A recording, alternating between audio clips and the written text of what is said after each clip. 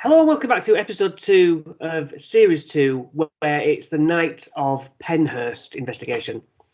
So, if we recall, the Dakota said no flashlights tonight, no flashlights, and then proceeded to use the flashlight himself. But yeah, it starts off. They mentioned that they have the tunnels of this location, 1,500 feet of tunnels. Now, Connor, the guest, and Colin, they get Quaker Basement and Candyland. We talked about how creepy Candyland looked. Chelsea gets the tunnels, Dakota the infirmary, which is quite far away, Tanner Mayflower Basement, Alex Devon second floor. Any of those that you wished you could investigate? Probably Candyland, just because of how creepy it is. Yeah, it just looks so memorable and weird. Yeah. However, Colin's there and he starts having a little picnic, which, you know, you can't blame the guy if you haven't eaten and, you know, yeah, I get it. You don't normally see that. That would get edited out. It's just funny that he's sat munching on crisps. Yeah. So Dakota's walking a long way out. He does seem to, I was worried about the idea of seclusion. You know, when you start walking that far, if I was walking that far, your mind would start playing tricks on you, wouldn't it? Like, I'm nowhere near anybody. Yeah. They do put themselves at risk, don't they? Serious risk. If you trip on something and glass yourself. Yeah. You know. So the reason Dakota uses that flashlight is because we couldn't see. I think there's still some people who misunderstand night vision and stuff. Yeah. But with night vision, it's literally, if you've got a viewfinder on your camera, that's the only thing that you can see through. You can't actually see the room just because the camera can. And I think Dakota had a GoPro, didn't they? And I don't think they have even a viewfinder on them. I think they're just, I don't know if they do these days, but yeah, so it... Yeah, I don't know. I don't think they normally do they? No, I don't think they normally do. He comes across a bottle of water, which I think is more unnerving than any spirit. We've spoken about this before, bumping into a homeless person or a drunk or a crazed. Yeah. You know. So the fact that they are putting themselves through these sort of threats as well, you know, commendable. Oh, yeah, definitely. Chelsea ends up in the tunnels. How would you feel about being in the tunnels? I think it just adds another layer of fear because, you know, usually you've got to run one direction to get out, depending on which direction's got the nearest exit. But what if the noise is coming from that direction? You know, like there's just... it's just, I would be really extra scared in there. It's weird, isn't it, how the site is like funneled. It's like, well, if something's coming towards me, I can see it. Yeah. And there's a sense of comfort there that it's not behind you, it's not in front of you. You know, but also you are then quite claustrophobically having to run in a certain direction. Yeah. Yeah. It's a weird one, that. Chelsea is so brave these days. I think she's made the biggest journey out of those few. She's even cracking out the PS device. She's like, she's not just going to sit there and be like, please, just don't interact, you know? Yeah, brilliant. So she gets that out. And it says care. Oh, they were trying to care. Did you work here? No. Ooh, that's a good response, you know, ties up with the language. What was the worst thing about being here? Being tied up. These again, they always seem to have quite legible responses. Sometimes kind of vague, but yeah. PS device. Have you had a look at those online at all? Whenever I've typed them in, they're either unavailable or very expensive, like 1,000.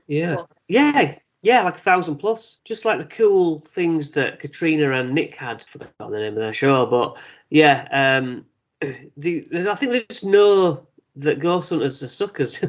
Yeah, pretty much. Basically. Yeah. So Tanner's in the Mayflower and talking about an old EVP. Remember your nightmare. And I was not at all convinced that's what it said. You and I both do the eyes shut and listen. And it was garbled nonsense. And do you recall that at all? I'm ringing a bell with you. I remember thinking, I don't hear that. But obviously, like we say always, when they say this is what it said, you then start to hear it. But yeah. Again, it's another one of those where if I was played that audio and not given any clue, I wouldn't have been able to fathom, I don't think, anything out. The only thing I have to then think is maybe they can hear it better in person. Yes. Yeah. It doesn't always transfer, yeah. Teller sits against that post with a torch on the floor. So over his shoulder, there is a noise. And he says, you know, if you're here, he says, and light comes on and goes off and comes on again. Are you king? It flashes. Turn it off. It goes off. Yeah, I mean, I liked it. But because it didn't seem to be like the torch was just flashing on and off. And if you were talking over it, you could seem to have a conversation. It seemed to be more than that. Yeah. It was good. So back to Colin. He's still having a picnic. And I think Dakota just put it in the edit just to be like, dude, you're meant to be, investigating. Yeah. We've got you here to do something and you're not doing it. That's what I thought. I think he was scared. And that was it. Yeah. A way to take your mind off it, yeah. Yeah. Connor used the Spirit Talker app again. Prisoner. Can you tell me what your name is? Evelyn. Nice. Yeah. Nice hit. Memories here. Did you have good memories here? You're misrepresenting me. And it's like, yeah, your mind jumps to, like he was saying, did you have good memories? And it's saying, no, I'm not saying that. I'm saying it was horrible. Yeah. I have memories of being here. It was horrible. There's a noise behind Connor. It gets him to say, hello, did you make a noise over there? That was him. Wasn't that so ominous? Yeah. You would absolutely shit yourself. I would.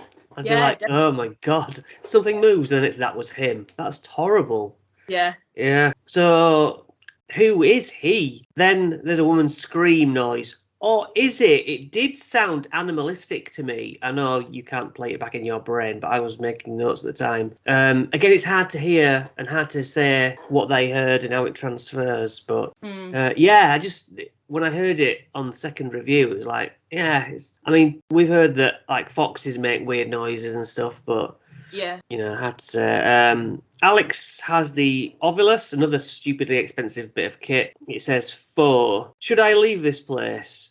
Should. That's pretty damn cool. Yeah. We'd be so excited if we were getting that sort of response, wouldn't we?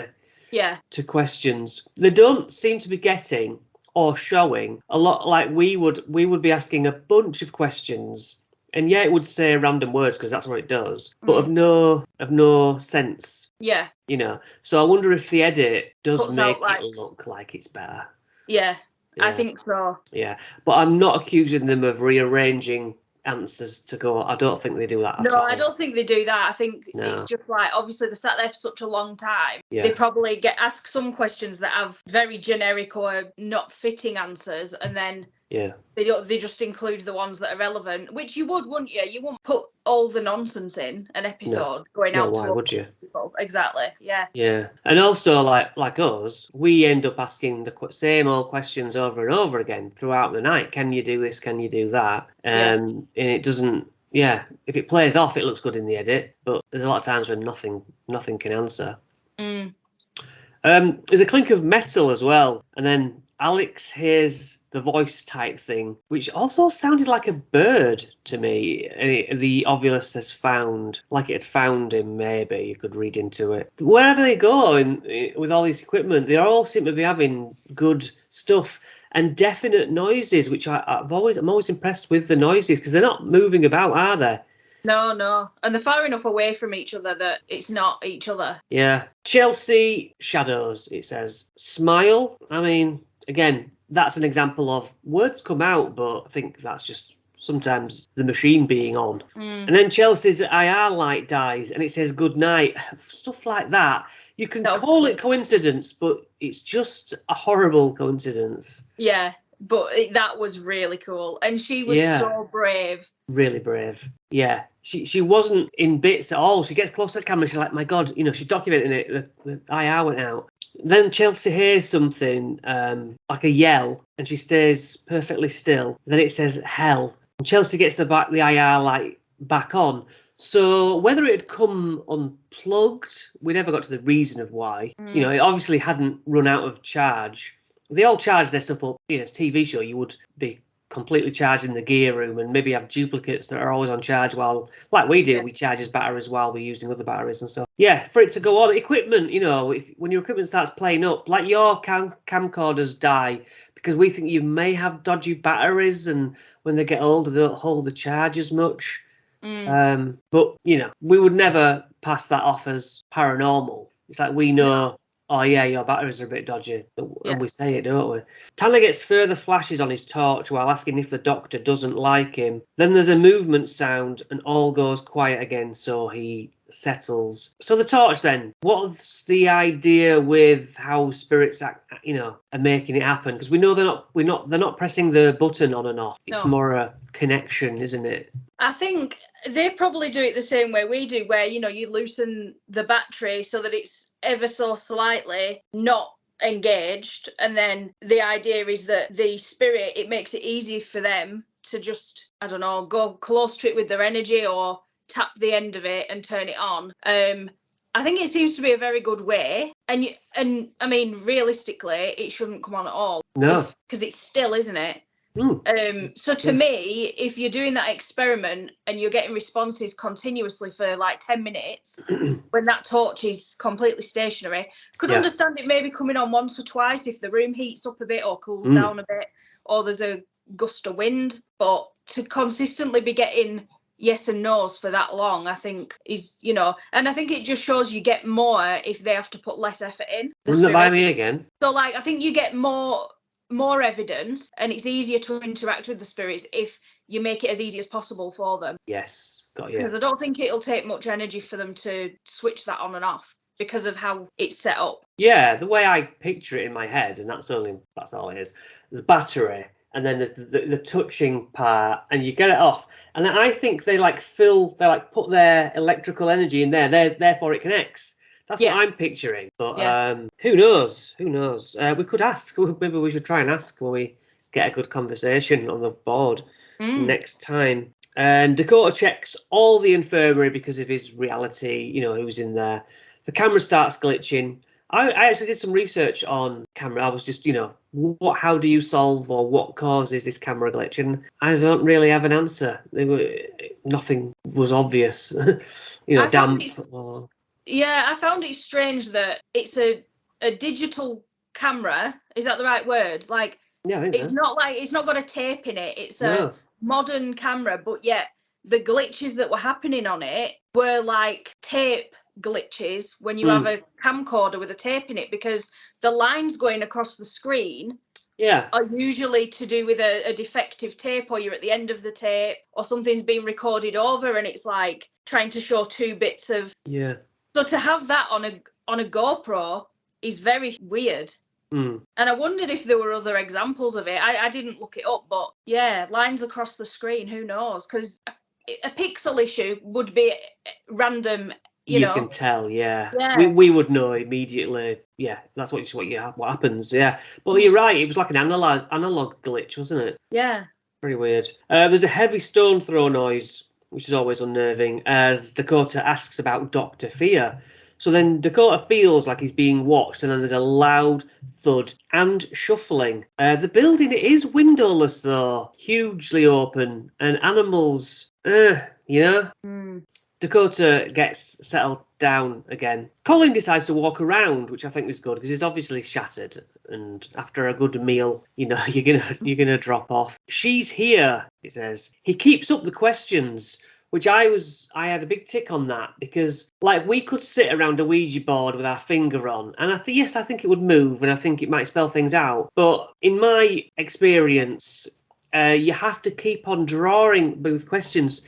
Can you do this? Come on, try your best. Otherwise, it's not like we can just sit back and, oh yeah. You have to like coerce them out of the dark almost, don't you? Yeah, because it's almost like walking down the street and finding someone and then just standing in front of them waiting for them, to tell you information without you giving anything back. Yeah, you do. You have to keep on going with it and asking. Yeah, I have likened it to that before, like walking through town. You can't speak. You'd have to speak to a soul, but everyone's just walking by you.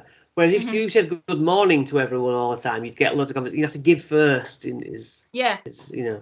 There's a big crash in response. Colin gets a bit lost and walkies Alex, and it says graveyard. Don't know. Again, what do you think? Graveyard, relevant? One of those words? No, it could just be the machine throwing out another creepy word like they often do. Yeah.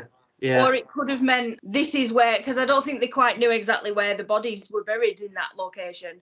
No, they sort of went, they're all over. Yeah. So, I mean, it could have been a spirit trying to say, there's a mass pit under here, but you just don't know, do you? You don't know. Chelsea, I put here, Chelsea hears a massive bang that makes her shout, dude! And she jumps. I mean, that is big. Yeah.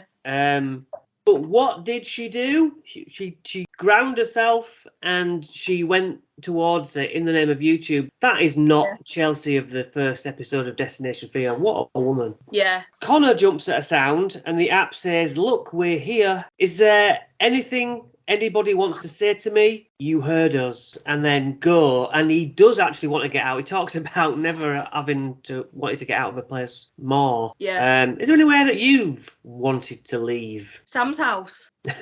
Even the second time when we went back and everything was like kind of put to bed and solved, I think even then, lying in bed trying to get to sleep that night, I was just like, I just can't wait until we get up and leave.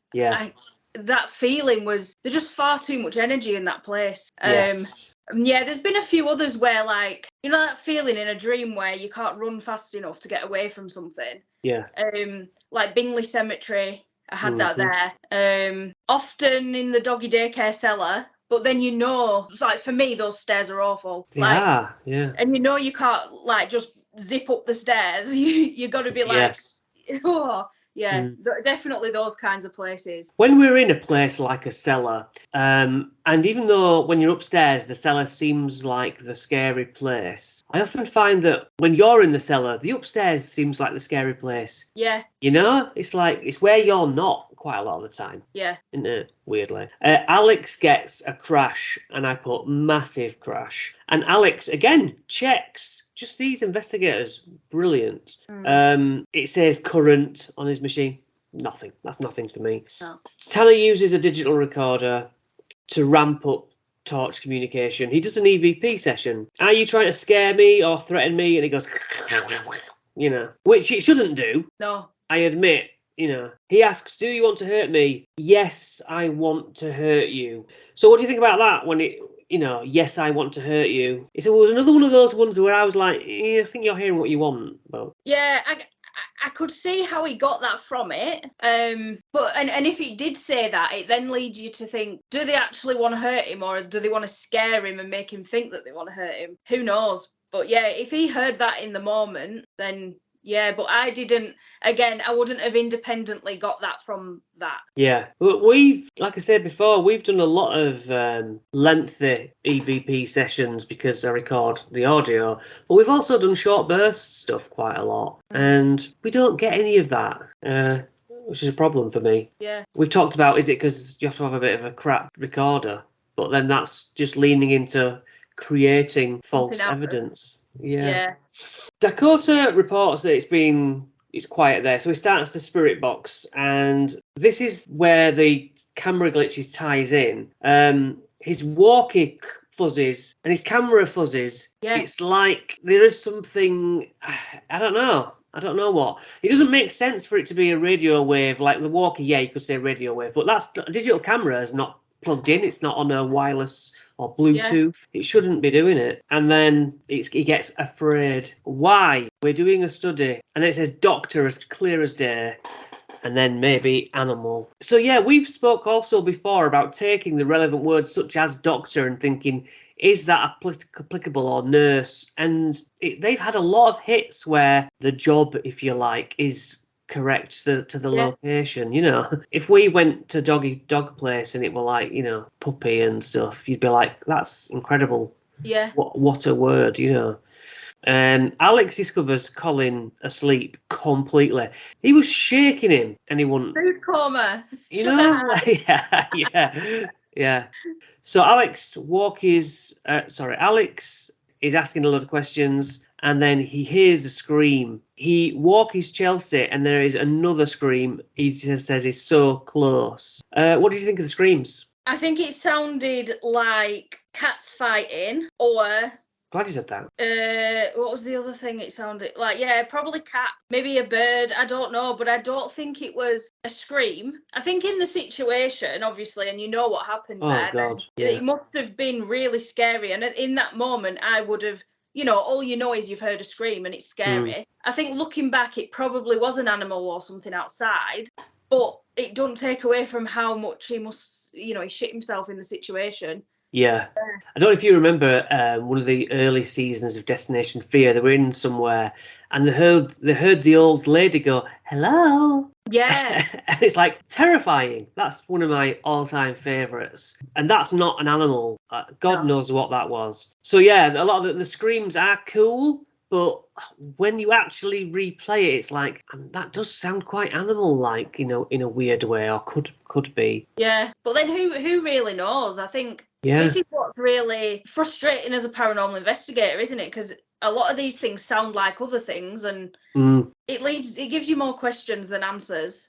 So it can be really frustrating. And when it's you presenting the evidence to people, and they say, I remember when I caught that shadow walking up to my car, putting its hands on my bonnet, and then walking away. Yes, yeah. And I remember sharing it, and no one were really that excited. They were like, "Oh, it could have been," and I was like, "No, I was petrified. It was this, da da da." And it's like, oh, it's so frustrating. A lot of people in our team couldn't even see what you were talking about. No, they couldn't.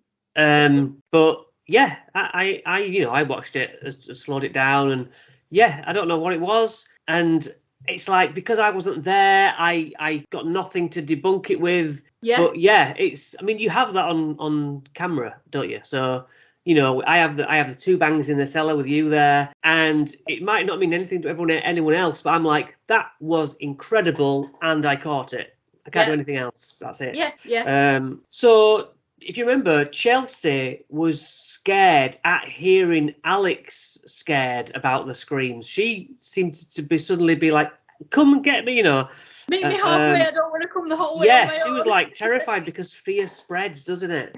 Yeah. And that's something we are always quite good at, just keeping a lid on it at those moments when we get a wave of some activity, I guess. Yeah. So they go back up, and it's sort of coming to an end, and then Colin just remains out. His body's just quit, hasn't it? Doesn't even know where he is, poor lad. No. But yeah, I do think ultimately things they caught, other than movement, and including movement, might have been very random wildlife making sounds of the night. But some of the words seemed relevant, and a lot didn't. Great location. Yeah. So many buildings, and the guests, I thought, good. I liked them. Yeah. Have you watched any of their stuff, Colin's stuff? I haven't yet. No, I think I subscribed to them both because they commented under the video, which is very clever. Because then I could easily just be like, So no, but I will definitely watch them. Give them a chance. Yeah. Yeah. Well, Lucy, thanks for your time, and thanks for everyone for watching, and we'll see you in another video. Bye. Bye.